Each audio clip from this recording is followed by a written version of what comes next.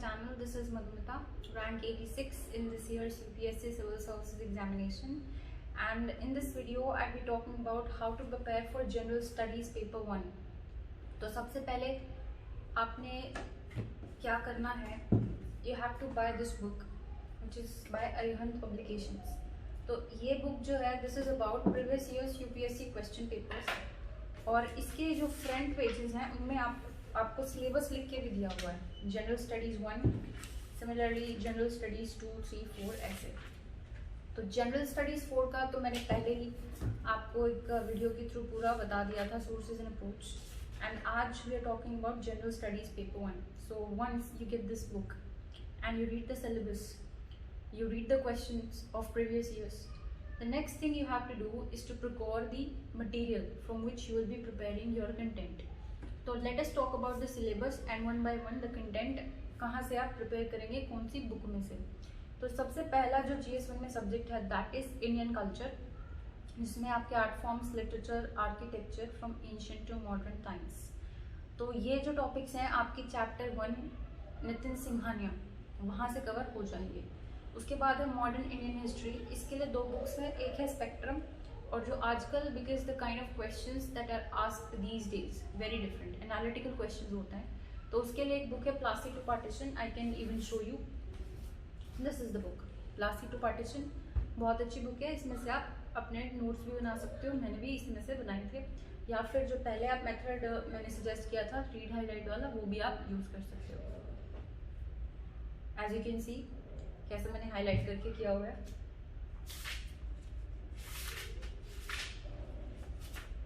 अब बुक में काफ़ी डिटेल्स हैं, लेकिन आपको सिर्फ वही पोर्शन हाईलाइट करना है जो आप एक्चुअली एग्जाम में लिखना चाहते हो. उसके बाद पोस्ट इंडिपेंडेंस है. पोस्ट इंडिपेंडेंस के लिए मैंने वाजीराम की बुकलेट ली थी.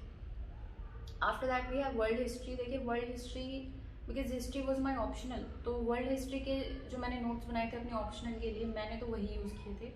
लेकिन अगर हिस्ट्री आपका ऑप्शनल नहीं है तो आप किसी भी कोचिंग का मटेरियल मार्केट से ले लीजिए और वहाँ से अपने टॉपिक्स प्रिपेयर कर लीजिए. उसके बाद अपना आता है इंडियन सोसाइटी. ना इंडियन सोसाइटी के लिए मैंने वाजीराम की बुकलेट ली थी, पर जो क्वेश्चन पेपर में आए थे वो बुकलेट से नहीं थे, वो मैनेज किए थे वहाँ पे. कैसे, जो बुकलेट से बेसिक इन्फॉर्मेशन मिल गई, जो सिलेबस है उसके जो टॉपिक्स हैं, जैसे मैं एग्जाम्पल देती हूँ आपको, women, population, poverty, developmental issues, urbanisation, इनका जो बेसिक थीम्स है वो इसमें वाजीराम की बुकलेट में थी. प्लस अपना जो न्यूज़पेपर से हमने गैदर किया है इन्फॉर्मेशन, प्लस कॉमन सेंस, ये सब लगा के उन क्वेश्चन का आंसर मैं कर पाई थी. उसके बाद आपके हैं salient features of world physical geography. तो ज्योग्राफी में आपने 2 ही बुक्स पढ़नी है, मैंने खुद 2 ही पढ़ी थी. Fundamentals of physical geography class 11th and Indian physical geography class 11th. अब ये सब सोर्सेज आपके पास आ गए. अब एक बार तो आप ऐसे ही कैजुअली इनकी रीडिंग कर लीजिए, इन सोर्सेज की फेमिलियर हो जाइए उनके साथ. उसके बाद टेस्ट सीरीज़, जैसे मैंने 2018 में फुल ईयर टेस्ट सीरीज़ ली थी जीएस कोर की. तो हमारा क्या होता था, हर 15 डेज में एक टेस्ट होता था.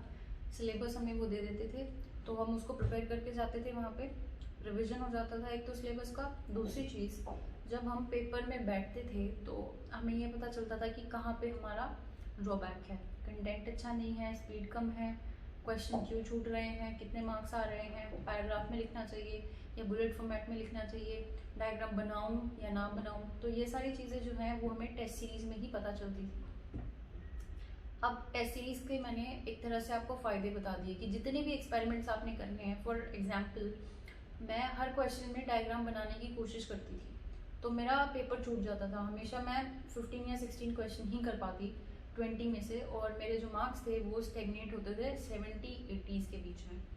और ये जब होता था जब मेरे 4-5 क्वेश्चन छूट जाते थे. तो अगर एक क्वेश्चन की क्वालिटी को इम्प्रूव करने के लिए आप उसमें डायग्राम भी डाल रहे हो, आप उसमें और भी जो चीज़ें होती हैं, डेटा वगैरह है, फ्रेजेस सब डाल रहे हो, तो वो एक क्वेश्चन तो अच्छा हो जाएगा, लेकिन आपका पेपर तो छूट रहा है.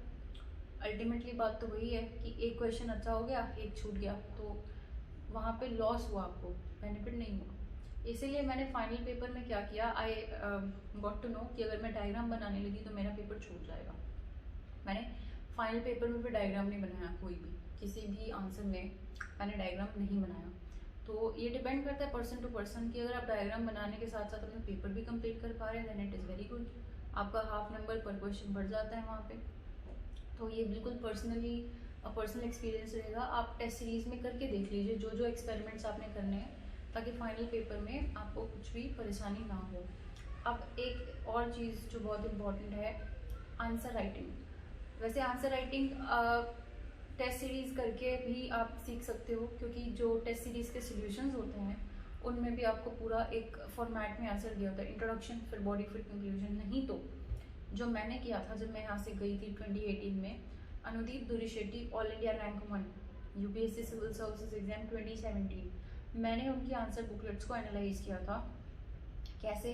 क्वेश्चन मैं देखती थी कि क्या क्वेश्चन है, फिर मैं अपना आंसर बनाती थी, फिर उनका आंसर मैच करती थी, और वहाँ पे फिर मैं देखती थी दोनों को कंपेयर करके कि मैं कैसे सोच रही हूँ, मेरा क्या थॉट प्रोसेस है और इनका क्या थॉट प्रोसेस है। और एक चीज़ मैंने वहाँ पे और देखी कि बिल्कुल क्रिस्प इंट्रोडक्शन, ज़्यादा सोचना नहीं है। जो आपको क्वेश्चन से रिलेटेड इंट्रोडक्शन समझ में आ रही है वहाँ पे लिख दीजिए।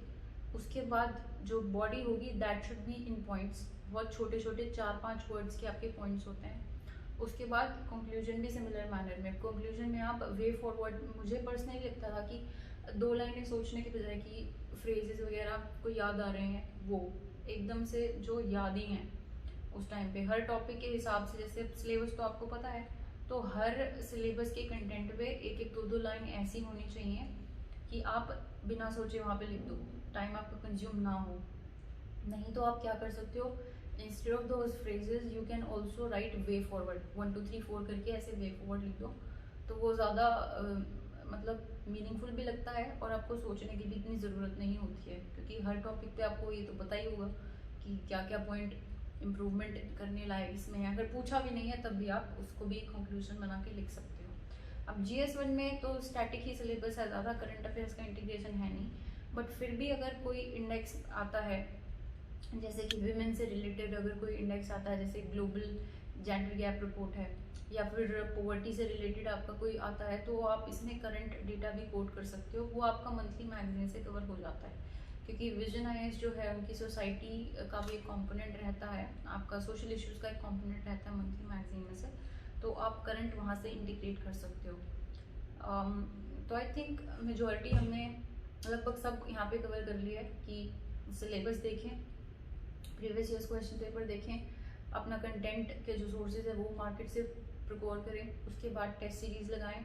आंसर राइटिंग के लिए टॉपर्स बुकलेट्स भी आप प्रीवियस ईयर्स की जो है उसको एनालाइज कर सकते हैं। फिर एक और चीज़ मैं कहूँगी कि इनसाइड सिक्योर की जो मंथली कंपाइलेशंस आती हैं वो भी आप ट्राई कर सकते हो। मैंने प्रीलिम से पहले नहीं की थी, बट प्रीलिम्स के बाद का जो मेरा टाइम था 2-3 महीने का, उसमें मैंने की थी for all the GS papers. ज़्यादा दिन की मैं कर भी नहीं पाई थी, जो वो गैप था उसी मंथ की, जैसे जुलाई अगस्त, इन दोनों महीनों की, जून जुलाई अगस्त, इन तीनों महीनों की सिक्योर कंपाइलेशंस मैंने की थी, और आप भी ट्राई कर सकते हो।